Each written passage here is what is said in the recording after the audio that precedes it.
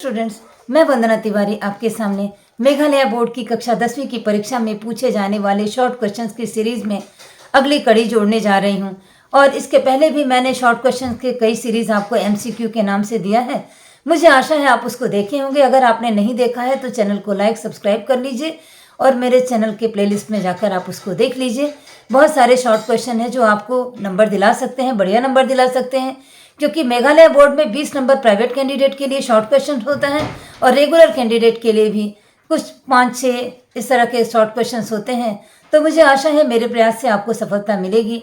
और अगर आपको भी ऐसा लगता है तो चैनल को लाइक कर लीजिए, सब्सक्राइब का बटन दबा लीजिए और बेल के बटन को दबा लीजिए, जिससे जो भी वीडियो डालूँ आपको मिल जाए। तो मेरे प्रयास की अगली कड़ी जो शॉर्ट क्वेश्चन का मेरा प्रयास है उसको मैं करती आई हूँ और आज मैं उसमें अगली कड़ी जोड़ने जा रही हूँ। इसमें भी कुछ क्वेश्चन है जो आपको परीक्षा में अच्छे नंबर दिला सकते हैं। तो शुरू करते हैं शॉर्ट क्वेश्चन का पहला क्वेश्चन। पहला क्वेश्चन इस प्रकार है कि तिरुवल्लुवर की उत्तर भारत के किस भक्त कवि से तुलना की जाती है। तो आप इसके उत्तर में लिखेंगे कबीर, क्योंकि तिरुवल्लुवर दक्षिण भारत के हैं और उत्तर भारत के कबीर से ही उनकी तुलना होती है, और क्योंकि दोनों का जीवन एक ही स्तर का, जीवन स्तर एक ही तरह का रहा है।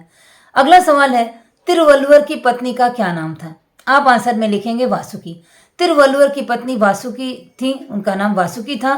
और अगला सवाल आता है कि तिरुवल्लुवर का लालन पालन किस जाति के परिवार में हुआ था। तो आप उसको जुलाहा लिखेंगे। तिरुवल्लुवर का पालन पोषण जुलाहा परिवार में हुआ था।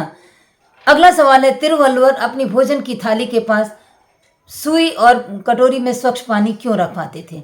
उत्तर में लिखेंगे कि वह गिरे हुए अन्न के भोजन को सुई के द्वारा उठा लेते थे और उसको खा लेते, कटोरी के पानी में धोकर खा लेते थे। एक क्वेश्चन ये भी हो सकता है कि तिरुवल्लुवर अपने भोजन की थाली के पास क्या रखवाते थे।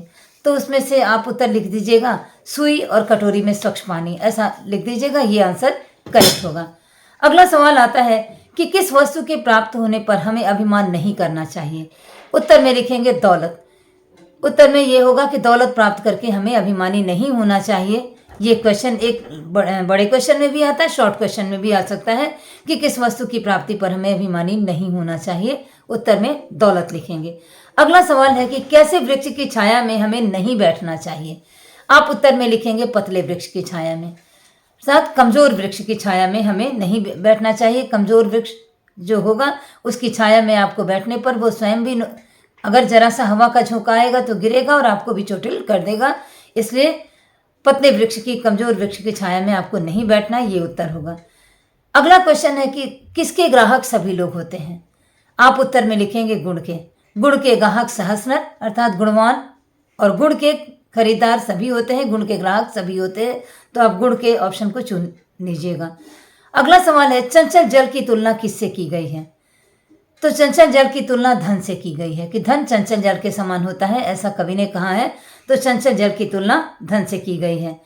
अगला सवाल ये आता है कि गिरधर की कुंडलिया में धन की तुलना किससे की गई है। अगर आपको क्वेश्चन को ये घुमा देते हैं कि चंचल जल की तुलना किससे की गई है तो धन से की गई है, और अगर अगले सवाल में पूछ लेते हैं कि गिरधर की कुंडलिया में धन की तुलना किससे की गई है तो आप उसमें लिखेंगे कि जल से की गई है। इस तरह ये शॉर्ट क्वेश्चन आपको ठीक आंसर नंबर दिलाएगा। और अगला सवाल ये होता है कि गिरधर कवि ने 4 दिन का मेहमान किसको बताया है। आप उत्तर में लिखेंगे कि धन दौलत को। गिरधर कवि ने 4 दिन का मेहमान धन दौलत को बताया है। अगला सवाल है कि गिरधर की कुंडलियां किस भाषा में लिखी गई हैं। उत्तर में लिखेंगे अवधी भाषा में। गिरधर की कुंडलियां अवधी भाषा में हैं। अगला सवाल, बड़े मियाँ मोर के बच्चों को अन्य खरीदारों के बजाय लेखिका को ही क्यों देना चाहते थे। उत्तर में लिखेंगे कि अन्य लोग मोर मोरनी के पंजों से दवा बनाने के लिए उन्हें खरीदना चाहते थे, इसलिए बड़े मियाँ मोर के बच्चों को लेखिका को ही बेचना चाहते थे। ऑप्शन में ये वाला ऑप्शन ही करेक्ट होगा कि अन्य लोग मोर मोरनी के पंजों से दवा बनाने के लिए उन्हें खरीदना चाहते थे। अगला सवाल इस प्रकार है कि प्रकृति किस शक्ति से पराजित होती है।